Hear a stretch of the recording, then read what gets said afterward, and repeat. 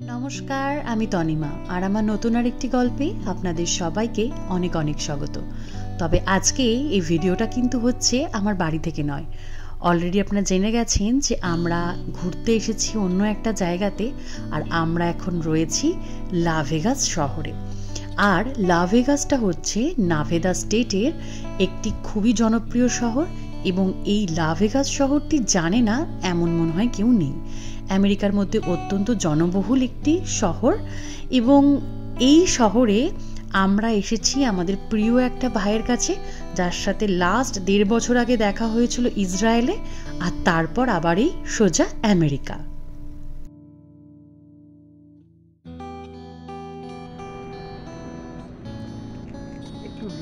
ভালো হতো, রোদটা কিন্তু বেশ ভালো না, আসলে গাছের জন্য দেখা যাচ্ছে না। এক্স্যাক্টলি ওইটাই বলছি, ভিউটা একটু ভালো হতো, মানে গাছটা যদি না থাকতো। ওই পাহাড়ে যেমন চূড়ায় বরফ দেখতে পাওয়া। ও কোথায়? দূরের পাহাড়টা, ওই যে। ও, আমি চশমা পরে নি তো দেখতে পাচ্ছি। হ্যাঁ, ওই যে বিল্ডিংটা আছে না এরকম, হ্যাঁ, পেছনে একটা পাহাড়ে হালকা, তাহলে এখন আমরা মেঘের জন্য দেখতে পাচ্ছি। হালকা শীতের পরশ, তার সাথে একটা মিঠে রোদ গায়ে মেখে সোজা চলে এলাম ব্রেকফাস্ট করার জন্য। কালকে ঢুকতে ঢুকতে অনেকটাই রাত হয়ে গেছিলো। ঘুম থেকে উঠে 1 কাপ চা নিয়ে 3 জনা বসে একদম বাবু হয়ে গল্প করতে করতে চা খেয়ে এবার ব্রেকফাস্ট করে স্নান করে সোজা বেরিয়ে যাব হচ্ছে ঘুরতে। আমরা বাইরেটাই গেছিলাম, মানে এখানকার সমস্ত জনপ্রিয় জিনিসগুলো দেখার জন্য। ওর বাড়িটা এত সুন্দর একটা জায়গাতে, যেখান থেকে মানে লা ভেগাসের মোস্ট অ্যাট্রাকশন অনেক জিনিসপত্রই ওর বাড়ি থেকে দেখা যায়।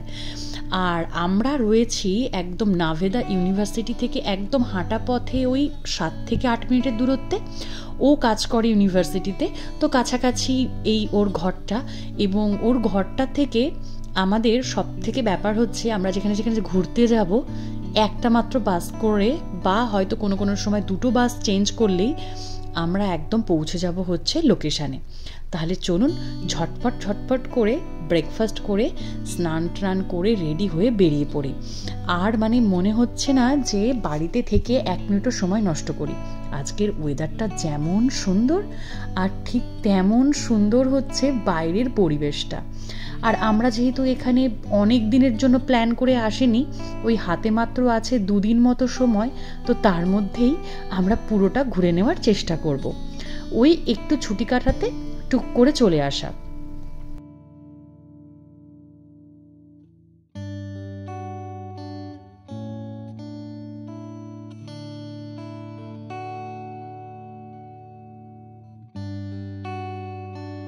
একদম আমরা পুরোপুরি রেডি হয়ে বেরিয়ে পড়েছি, আর এখন যাচ্ছি হচ্ছে বাস স্ট্যান্ডের দিকে। তো ওর বাড়ির থেকে হাঁটা পথে বাস স্ট্যান্ডের দূরত্ব 10 মিনিট মতন। তো ওই 10 মিনিট মতন হেঁটে আমরা একদম বাস স্ট্যান্ডের কাছাকাছি চলে এসেছি। আজকে প্রথম আমরা যে জায়গাটাতে যাব ঘুরতে, মানে লা ভেগাসের একদম যে জায়গাগুলোতে, মানে বেসিক্যালি লা ভেগাসে দেখার মতন যে জায়গাগুলো আছে, সেটা হচ্ছে বড় বড় হোটেল এবং ক্যাসিনো। এবং বাংলা কথায় একদম সোজা ভাষায় বলতে গেলে হচ্ছে এটাকে বলে ক্যাসিনোর শহর, মানে হচ্ছে জুয়ার শহর। তো এখানকার এই উত্তাল শহরের মানুষজনের চেহারা দেখতে, এবং কেমন কেমন জনবহুল, মানে যে বড় বড় যে সমস্ত হোটেলগুলো রয়েছে সেগুলো দেখতেই বেসিক্যালি মানুষ এখানে আসে। এবং আমরা চলে এসেছি একদম প্রথম লোকেশানে। এখান থেকেই আমাদের হাঁটা শুরু হবে। তো এখান থেকে টুকটুক করতে করতে বিভিন্ন জায়গা আমরা ঘুরে দেখব। আর একদম প্রথমে নেমেই সামনে দেখুন রয়েছে স্ট্যাচু অফ লিবার্টির একটা ছোটোখাটো ভার্সন। তো এখানে হচ্ছে এরকম বড় বড় হোটেলই মানুষ দেখতে আসে। মানে এখানে প্রত্যেকটা হোটেলে যেটা মূল আকর্ষণ সেটা হচ্ছে ওপরে হোটেল, আর হোটেলগুলো এক একটা দেখবার মতো হোটেল, এবং নিচে আছে একদম ওপেন রেস্টুরেন্ট এবং ক্যাসিনো, মানে যেটাকে বলে হচ্ছে জুয়া খেলার জায়গা।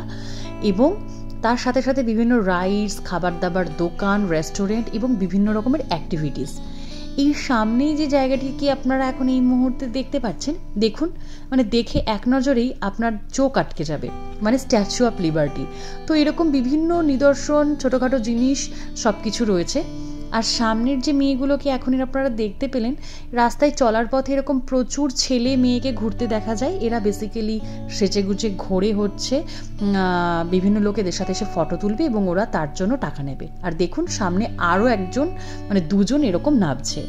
তো আমরা এখন রাস্তা দিয়ে গিয়ে এই এসকেলেটরের মাধ্যমে ওপরে উঠছি। ওপর থেকে আমরা হচ্ছে হোটেলের ভিতরে ঢুকবো। তো এখানকার এই কনসেপ্টগুলো একটু আলাদা, মানে আমরা সাধারণত যেমন হোটেল দেখি, হোটেলে চেকিং করে ঢুকতে হয়, সেইগুলো হচ্ছে দোতলা বা তিনতলা থেকে মানে যেগুলো থাকার রুম সেগুলোতে ঢুকতে গেলে আপনাকে আলাদা করে ঢুকতে হবে। তা বাদে আপনি প্রত্যেকটা হোটেলে নির্দ্বিধায় এইভাবে যে কোনো জায়গা থেকে ঢুকে যেতে পারেন। নিচটা পুরোপুরি ওপেন থাকে, যেখানে প্রচুর শপিং মল, প্রচুর রেস্টুরেন্ট এবং ক্যাসিনো এগুলো থাকে। তো আমরা সেরকমই একটা হোটেলে এখন ঢুকছি। চলুন তাহলে এবার ভিতরটায় ঢুকি। কেমন মানে আমারও প্রথমবার এরকম মানে অভিজ্ঞতা হচ্ছে, এরকম হোটেলে আমিও আগে কখনো ঢুকিনি। তো দেখা যাক আর কি।